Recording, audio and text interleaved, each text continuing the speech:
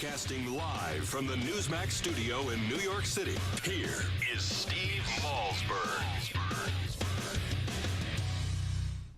All right, folks, welcome back.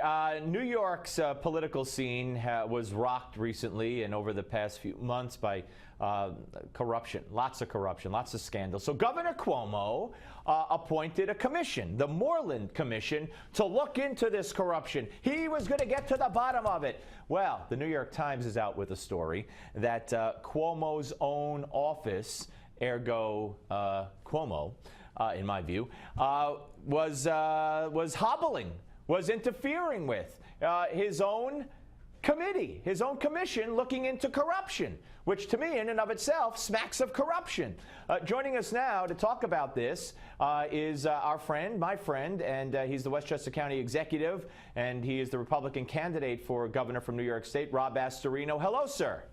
How are you, Steve? I'm well. I know you're at the Republican Governors Association. Any scuttlebutt about this out there? Well, here in Aspen, it was the talk of the town. There's no question about it, because I got to hand it to the New York Times. They did an explosive 3-page article, in-depth investigative report on the corruption in the Cuomo administration and the governor himself. The Moreland Commission that you talk about, that's going back to a 1907 act, which allows the governor to appoint an anti-corruption commission into the executive branch only. So what he did, the governor, is he joined with the Attorney General of New York to deputize 25 commission members, including 10 district attorneys. These people were empowered with subpoena power, compelling witnesses and testimony and documents, and they were supposed to look into corruption wherever it went, including in the legislature, which has had its problems, as well as the executive branch. They were able to look at the pay-to-play and everything else. Well, it turns out this group is supposed to be independent. And every time an investigation apparently was going towards the governor or the governor's staff or pay-to-play with donors, state contracts, every time they were starting to get close, the governor and the governor's chief of staff and his top people made sure that subpoenas were quashed, were withdrawn, where witnesses were not called in, where investigation was steered away, where the governor was protected. Well, so as you said, only in New York can the Anti-Corruption Commission have already been corrupt. Well, who's going to investigate this now? Well, the federal prosecutors, the U.S. Attorney for the Southern District, Preet Bharara, has already impaneled the grand jury and has seized all the documents that this commission was working on that was abruptly abandoned. And the governor announced abruptly this past March, that he was disbanding this as a little bit of a deal with the Assembly and the Senate, basically extorting the legislators who may have been under investigation to get what he wanted in the budget. And then he immediately disbanded this. But obviously it was being disbanded because he himself, it was getting a little too close. So you're saying that he got the legislature to disband this commission looking into... Not the legislature. Nope. The governor unilaterally disbanded this commission. Oh, okay. But he got then he used... You believe that he used the power of this commission to get what he wanted from the legislature and certain members of it because he said, okay, I'll disband this committee even though we might be looking into you if you give me what I want in the budget. Correct. It's sort of like the IRS scandal, where he was seizing them on legislators.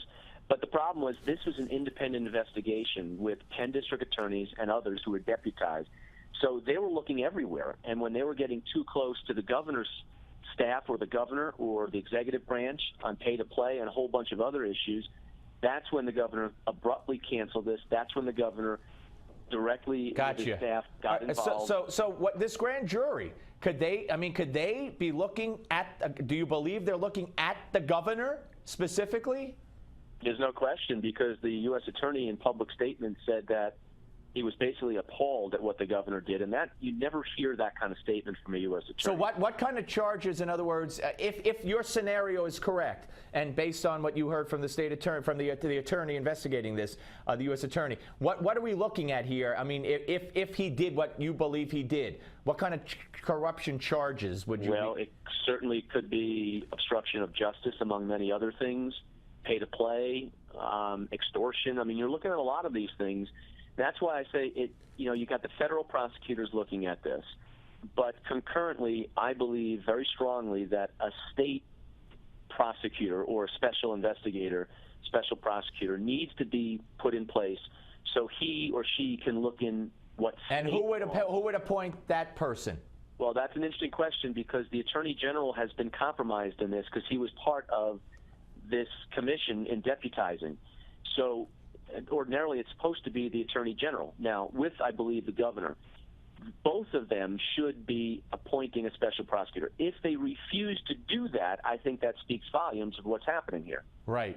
Okay, so you're not satisfied just with the federal investigation. You want a state investigation as well. Correct, because let's just take this scenario that federal laws were not broken. Gotcha. That doesn't mean state laws weren't. Gotcha. Okay, so you got very, very good point. And this all goes along with, and we got a minute and a half left with your claim of dirty tricks by the Cuomo campaign against you. Give us an example. You know, they were running a commercial. First, they were running several commercials. One, they're basically calling me a racist because I'm objecting to HUD, which, of course, Cuomo used to run, right, coming into Westchester and trying to break up our zoning laws. But the second one is they have the audacity to try to say that I'm corrupt because, quote, I failed to clean up the corruption in Westchester. Well, here's the interesting thing. We have, but that is an admission that it was corrupt before I got there. And guess who ran things? It was the guy who was the deputy county executive, is now the chief of staff to the governor. Yeah, it's a small world after all, isn't it? Yes, it is. It's a small world after all. And these accusations of you giving money to relatives and all this and all that, and I mean, how do you react to that?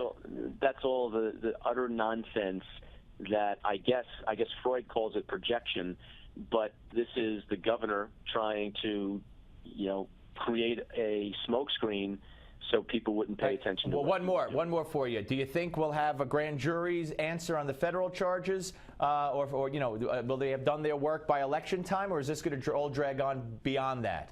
That's a great question, and I certainly think it needs to be expeditious because you have a governor and a governor's election in 3.5 months, and the people have a right to know whether the governor is a crook, whether he's committed crimes.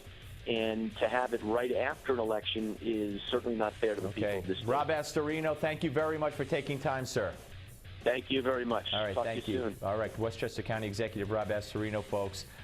Very, very interesting. And we'll be back. But stay tuned now for your Newsmax Now update.